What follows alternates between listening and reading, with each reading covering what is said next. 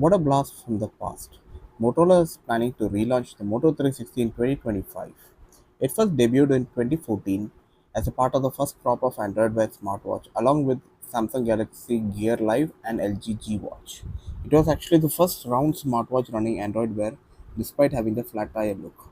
Motorola made two generations of it, the Moto 360 in 2014 and 2015, and they discontinued in 2017. It is revived in 2019, but Motorola did not make the hardware. The name was licensed to a Canadian company known as eBay now.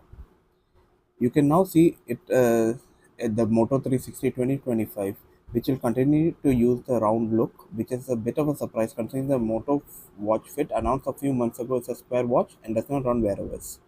It sports a crown at 2 o'clock position and a button at 4 o'clock position, a lot like the OnePlus Watch 3. It will be available in 5 colors when it launches. The big question is what's going to be the software? What wearable operating system will Motorola use? As per Moto Watch Fit and previous watches, Motorola will not be using Wear OS again. Instead, it uses Moto Watch OS, which is a custom real-time operating system that Motorola developed. This is very similar to what OnePlus uses in its watch alongside the Wear OS, which allows the watch to have phenomenal battery life. The watch face does look a lot like Wear OS, but it is possible Motorola may use the dual watch approach of Wear OS and Moto Watch OS for less intensive tasks. But let's see what it comes up.